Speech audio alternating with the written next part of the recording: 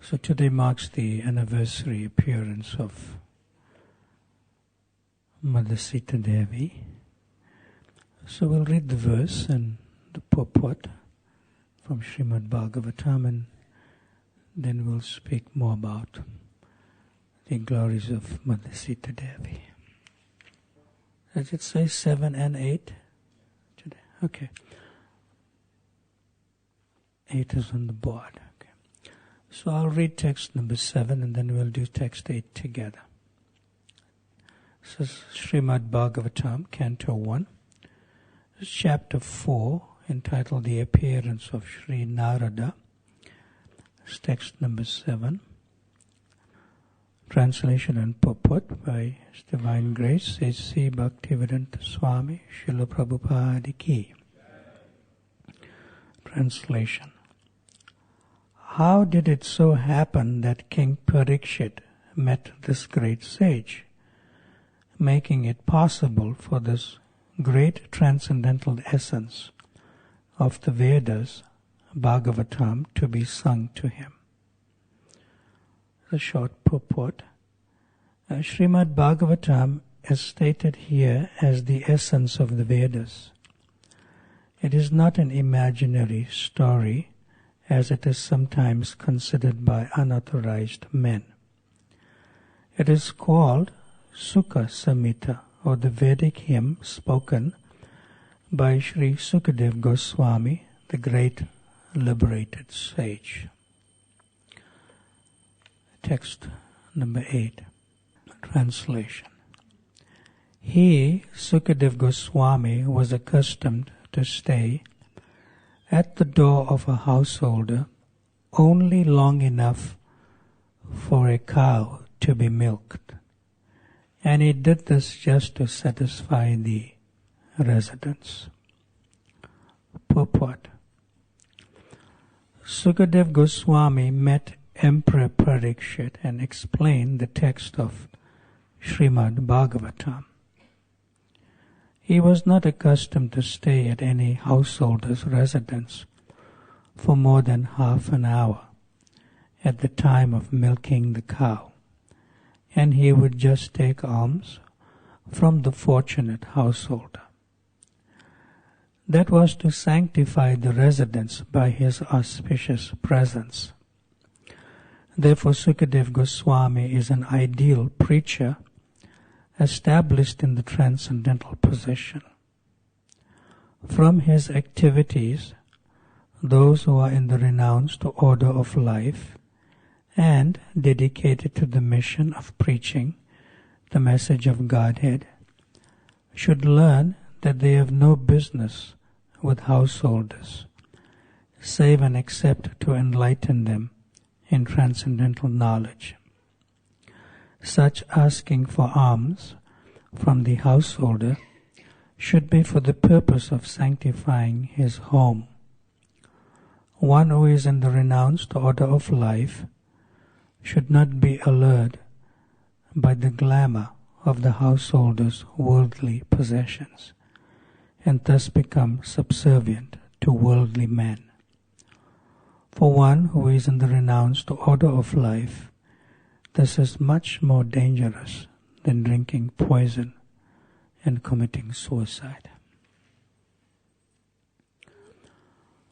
Om Ajnana Timirandasya Jnananjana Shalakaya Chakshurun Militam Yena Tasmai Shri Guruve Namaha. Shri Chaitanya Mano Bhistam Stapitam Jena Bhutale Swayam Rupa Kadamayam Dadati Swapadantikam Vanchakalpa Tarubhyasya Kripa Sindhubhya Evacha Patitanam Pavanabhyo Vaishnavabhyo Namo Namaha. Jaya Shri Krishna Chaitanya Prabhu Nityananda Shri Advaita Gadadhar Shiva Sadi Gaura Bhakti Vrinda Hare Krishna Krishna Krishna Hare Hare Hare Rama Rama Rama Hare Hare.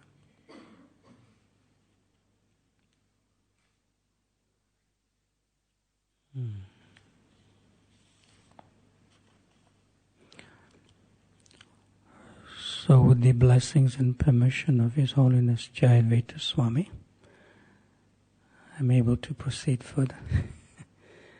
And my old friend, good friend, His Holiness Bhakti Vasudeva Swami.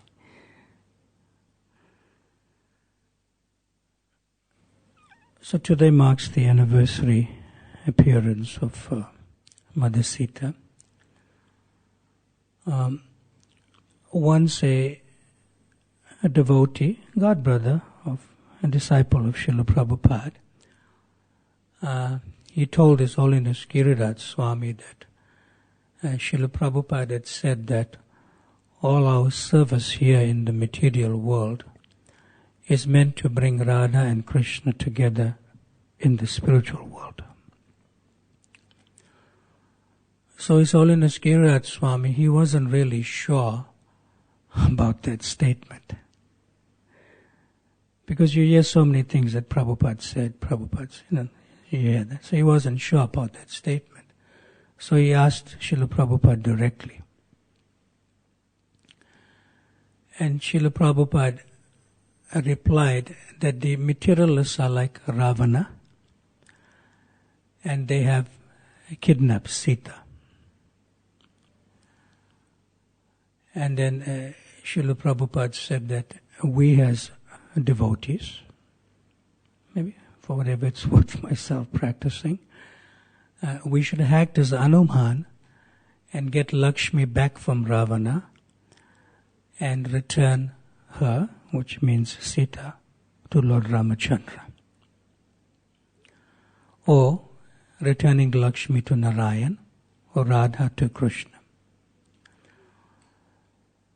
So Srila Prabhupada further said that by engaging Lakshmi, which means the modern concept of money in the material world, when we take that and we engage in the service of the Lord, that is bringing Sita back to Ram, or Radha back to Krishna, or Lakshmi back to Narayan. Then Srila Prabhupada further said something to the effect that if we take money in the name of Krishna's service and then use it for our sense gratification, we become debtors to the people who actually gave us the money. In other words, we are supposed to be like a peon, carrying the money from the donor to the Lord, just like Hanuman, taking Sita back to Lord Ramachandra. And, Lord Ramachandra could have liberated Mother Sita himself, but he gave that service to Hanuman in that way. So similarly, Srila Prabhupada continued and said that we should liberate Sita from the hands of whomever, and deliver her back to Rama, but not keep Sita for our sense gratification. In other words, we are really not meant to even touch Sita or Lakshmi or Mahalakshmi.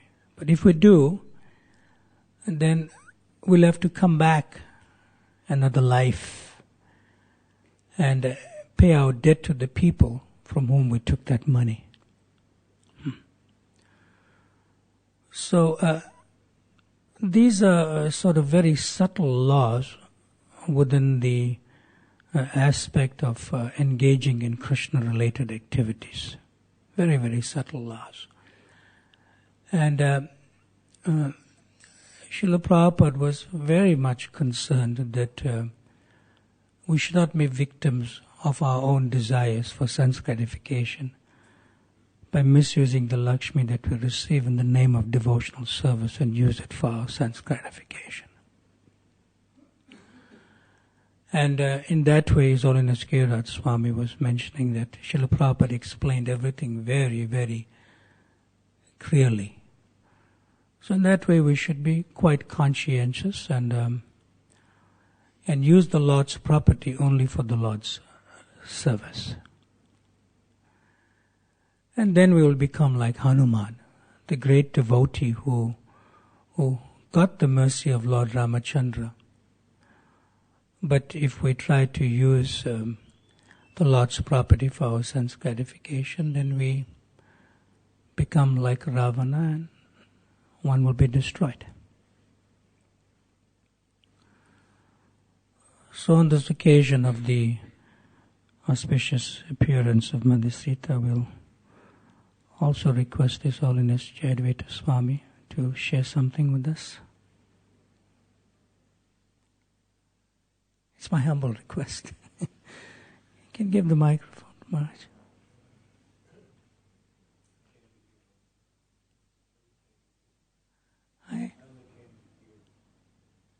I also came to here. You can purify us, please, something. It's my humble request. Hare Krishna, Krishna Krishna, Hare Hare. Hare Ram, Hare Ram, Ram Ram, Hare Hare. All right. That's the sum and substance of all our efforts, and is to constantly chant the holy name. Hare Krishna, Krishna Krishna, Hare Hare. Hare Rama, Rama Rama, Hare Hare. My old friend, Maharaj, something. Hare Krishna, Krishna Krishna, Hare Hare. Hare Rama, Rama Rama, Hare Hare. So you follow in the footsteps of the Mahajans. All right.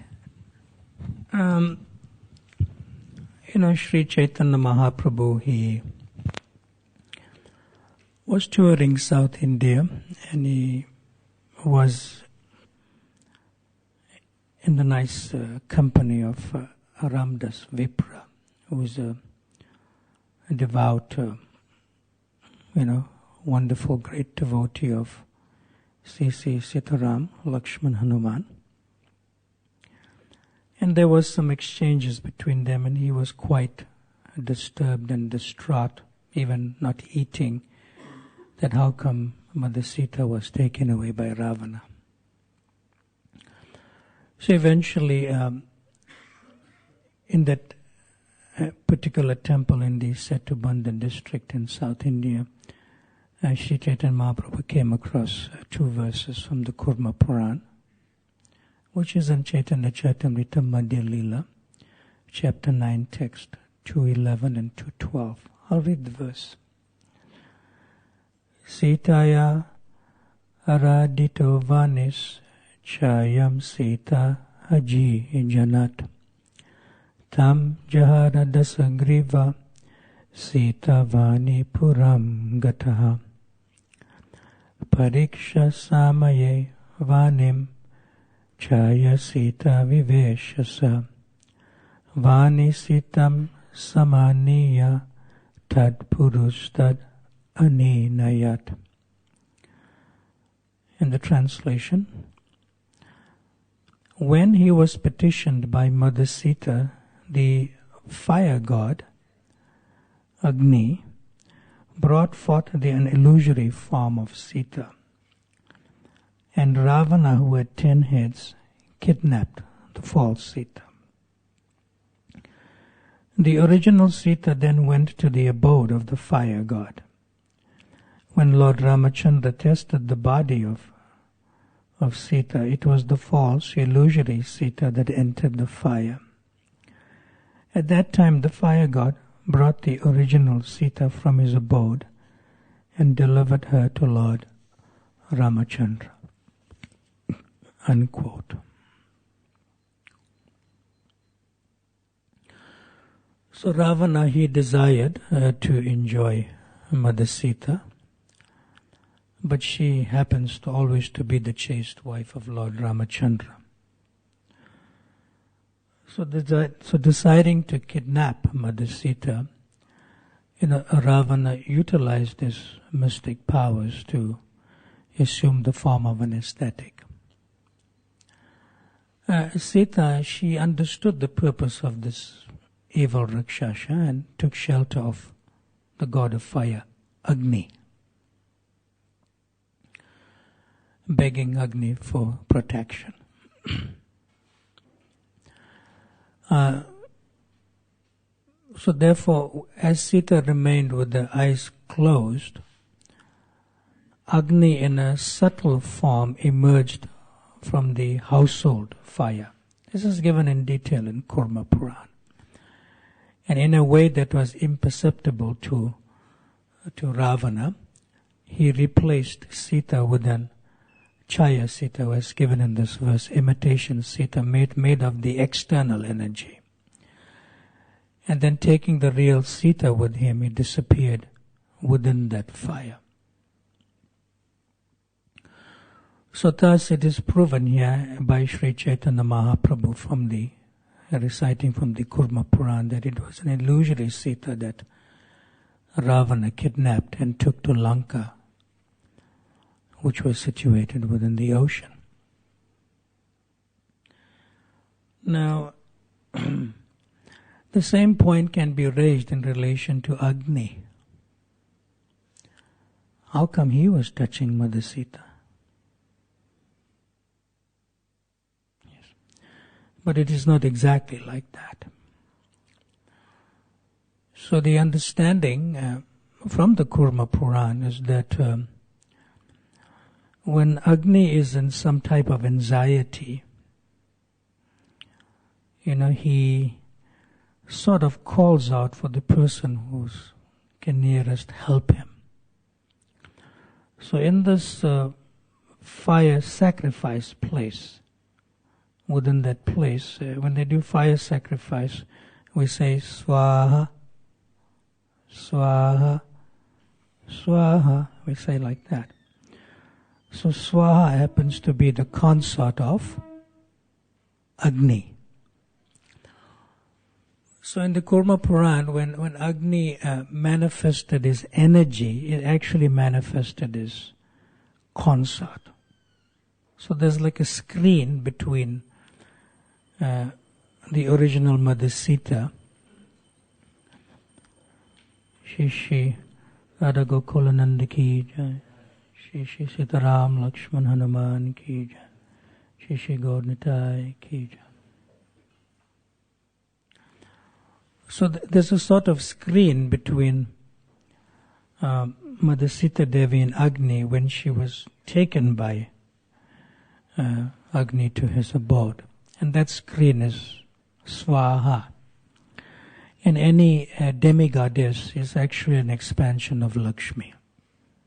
In this case, an expansion of Mother Sita in that way.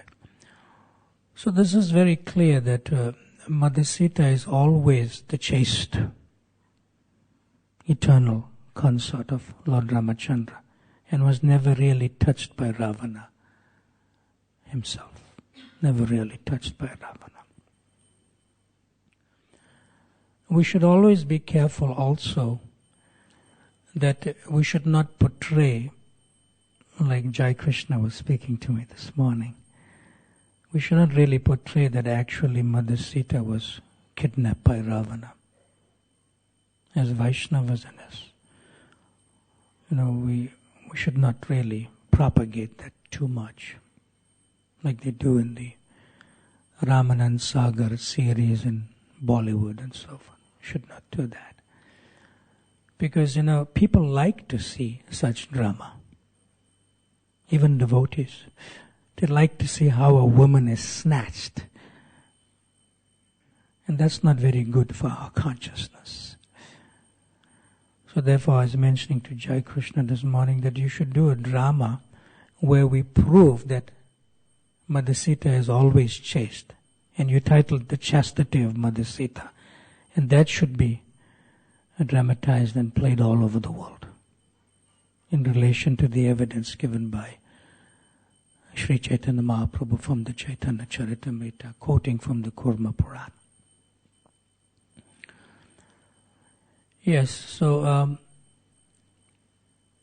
such types of things, seeing drama in a very, you could say, entertaining way, will only incite, just kidnapping other people's wives. It doesn't purify the consciousness internally so much to come to the real point of being Hanuman, as a peon, rescuing Sita, but actually the illusory Sita, and handing over to Lord Ramachandra. So these verses are wonderful in that way. I believe we have to complete the class at 8:30, so we have about 10 minutes. If you have any comments or questions you'd like to share or ask, you're welcome to do so now.